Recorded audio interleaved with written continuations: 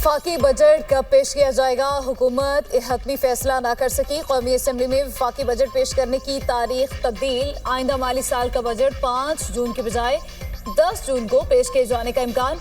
हुकाम कौमी assembly secretariat के कहने हैं अभी तक कौमी असम्बली बजट इजलास की तलबी का समन नहीं मिला।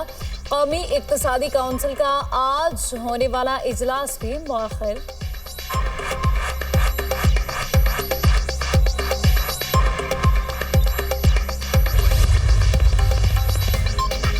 हुकूमत और पीपल्स पार्टी के दरमियान विफाकी बजट बारे राब्ते बेशतर तहफ़्फ़ुज़ात दूर। पीपी ने हुकूमत से तरक्याती बजट पर एतमाद में लेने का मुतालबा किया था। हुकूमत बजट के अहम तरीन निकात पीपल्स पार्टी से शेयर कर चुकी। दरपेश मुआशी मुश्किलात पर ब्रीफिंग दी गई। पीपल्स पार्टी की तजावीज़ विफाकी बजट में शामिल की जाएंगी। पीपल्स पार्टी का हुकूमत को दरपेश मुआशी चैलेंजेस का एतराफ़।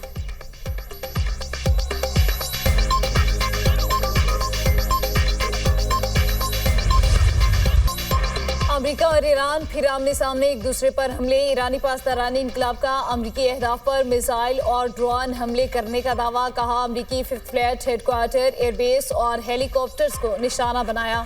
कार्रवाई अमेरिकी हमलों के जवाब में की गई। जजीरा क़िश्म में कम्युनिकेशन टावर और अपनाए हुर्मुज़ के करीब ऑयल टैंकर पर हमलों के जवाब में एक जहाज को निशाना बनाया। दूसरी जानिब अमेरिकी सेंटकॉम का ईरानी बैलिस्टिक मिसाइल और ड्रोन हमले नाकाम बनाने का दावा। कहा ईरान ने हमसाया ममालिक की तरफ बैलिस्टिक मिसाइल दागे जो अहदाफ पर नहीं लगे। कुवैत पर फायर किए गए 2 मिसाइल रास्ते में गिर गए। बहरीन पर दागे गए 3 मिसाइल अमेरिका और बहरीन की फोर्सेस ने मार गिराए। ईरान ने बहरी जहाज़ों पर 3 ड्रोन हमले किए जिन्हें नाकाम बना दिया गया। बहरीन में फिफ्थ फ्लीट हेडक्वार्टर्स और एयरबेस को निशाना बनाने का दावा गलत है। अमेरिका ने क़िश्म पर हमला करके ईरानी फौजी तनसीब को निशाना बनाया। हमले ईरान की जानिब से मिसाइल और ड्रोन हमलों के जवाब में किए गए। इससे पहले अमेरिकी अफवाज ने बोट्सवाना के परचम बरदार ऑयल टैंकर को नकारा बना दिया। ऑयल टैंकर ईरानी जजीरे खारिक की जानिब जा रहा था।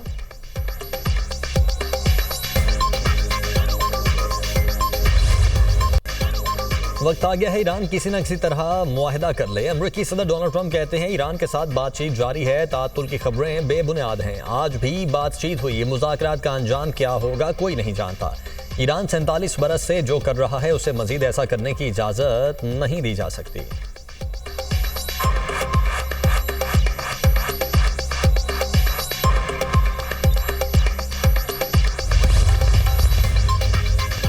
अमेरिकी सेनेट में वज़ीर ख़ारिजा मार्को रूबियो से सख्त सवालात। ईरान जंग पर ट्रंप पॉलिसी को शदीद तनकीद का निशाना बनाया गया। जंग खत्म हो चुकी, मुज़ाकरात की भीख नहीं मांगी जा रही।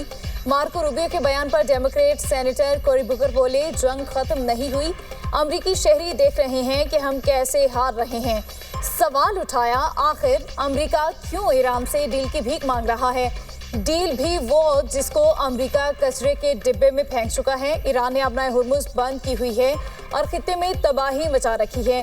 डेमोक्रेट सेनेटर क्रिस वैन हुलर ने ईरान जंग को गैर दानिशमंदाना और खतरनाक करार दे दिया। कहा सच ये है कि ट्रंप की खारिजा पॉलिसी मुकम्मल तबाही बन चुकी है।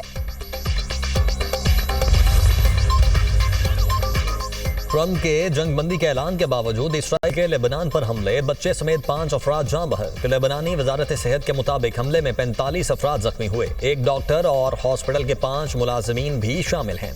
हॉस्पिटल में कई अफराद की हालत तशवीशनाक। इसराइली हमले शिमाली ब्रिज, अबा और तबनीन के इलाकों में किए गए। जनूबी लेबनान में हमले बंद नहीं करेंगे। इसराइली वज़ीर दिफा का ऐलान। इसराइल काटिस का कहना है फौजी कार्रवाइयाँ हर सूरत जारी रहेंगी। इसराइल का हदफ हिजबुल्लाह को गैर मुसल्लह करना है।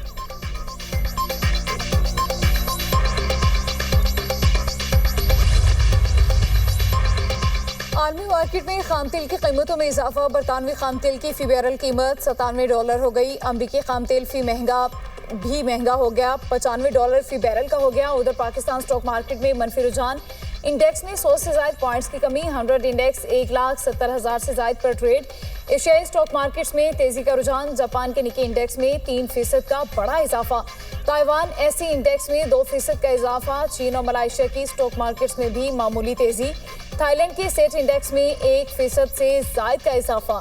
इंडोनेशिया के जकार्ता कंपोजिट इंडेक्स में भी 1% की तेजी देखी गई।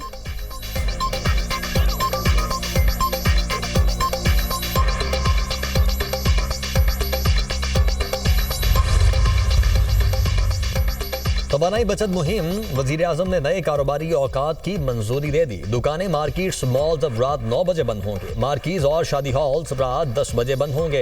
रेस्टोरेंट्स, होटल्स, सब्जी की दुकानें रात 11 बजे तक खुली रहेंगी। Medical stores, IT companies, tandoor, gyms, fuel station पर औकात कार की पाबंदी नहीं होगी। काबीना डिवीजन ने नोटिफिकेशन जारी कर दिया। सूबाई हुकूमतों और मकामी इंतजामिया को नए औकात कार पर अमल दरामद करवाने की हिदायत कर दी गई।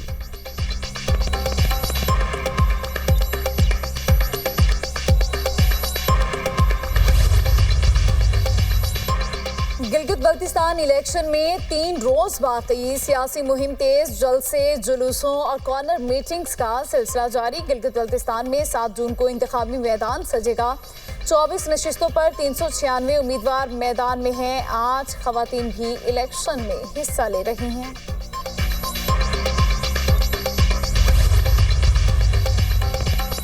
गिलगित बल्तिस्तान में नवाज शरीफ की एंट्री ने सियासी मंजरनामा तब्दील कर दिया। अवाम के दिल आज भी कायद नून लीग के साथ धड़कते हैं। वजीर इत्तलात पंजाब अजमा बुखारी का कहना है, गिलगित बल्तिस्तान में इलेक्शन के लिए अवाम में जोश खरोश पाया जा रहा है। लोग जानते हैं तरक्याती काम सिर्फ मुस्लिम लीग नून ने ही करवाए। वोटर्स का रुझान नून लीग की तरफ है। शेर का निशान जीत का निशान है। 7 तारीख को गिलगित बल्तिस्तान में हर तरफ शेर धाड़ता नजर आएगा।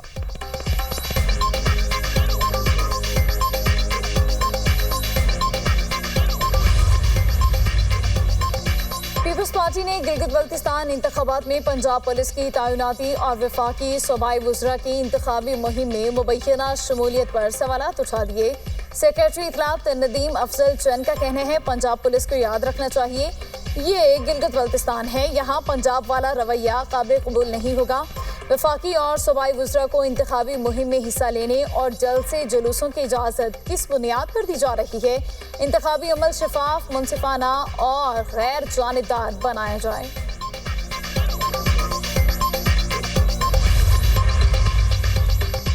बलोचिस्तान के नाम पर अलहदगी पसंद सियासत करने की इजाज़त नहीं देंगे। दुश्मन पाकिस्तान और बलोचिस्तान को तोड़ना चाहता है। ये वो जंग है जो नौजवानों के जहनों के साथ खेली जा रही है। पीपल्स पार्टी के रुकने कौमी असम्बली नवाबजादा जमाल रईसानी, सूबाई वुज़रा अला मदद जतक और आसिम कुर्द की प्रेस कॉन्फ्रेंस। कहते हैं, आज की जंग डिजिटल प्लेटफॉर्म पर लड़ी जा रही है। कलादम तंजीमें डेल्टा चैट से खुफिया भर्तियां करती हैं। हम नहीं चाहते नौजवान पहाड़ों की तरफ जाएं। कलादम तंजीमों ने जंग में खवातीन का इस्तेमाल शुरू कर दिया। शहनाज बलोच यकजहती कमेटी के जलसों में जाती थीं। बलोच यकजहती कमेटी बलोचिस्तान की क़यादत डॉक्टर सबीहा कर रही हैं। डॉक्टर सबीहा का भाई कलादम तंजीम का हिस्सा है।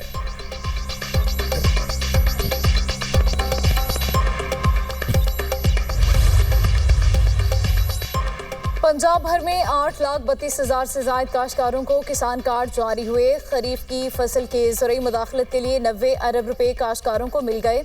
8,32,000 काश्तकारों ने मजमूई तौर पर 2 अरब 54 करोड़ रुपए का कर्ज लिया।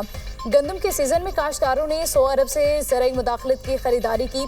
काश्तकारों ने 57 अरब रुपए की अक़सात अदा कर दी। वज़ीर आला पंजाब मरियम नवाज का कहना है, पंजाब के काश्तकारों को माली खुद मुख्तार और खुशहाल देखना मेरा ख्वाब है। किसान कार्ड के जरिए पंजाब के काश्तकार की किस्मत बदल रही है। पंजाब का काश्तकार अब किसी आड़ती का मकरूज नहीं होगा, सर उठा कर जिएगा।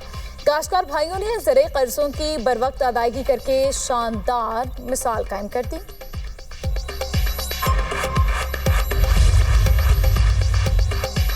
ईरानी सुप्रीम लीडर की नमाज जनाजा तेहरान, कुम और मशहद में अदा की जाएगी।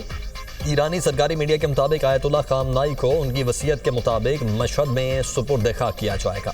खामनाई की तदफीन मशहद में इमाम रजा के रोज़ा मुबारक में की जाएगी। ईरान में नमाज जनाजा और तदफीन के इंतजाम जारी हैं। आयतुल्लाह खामनाई 28 फरवरी को ईरान पर अमरीका और इसराइल के हमले में शहीद हो गए थे।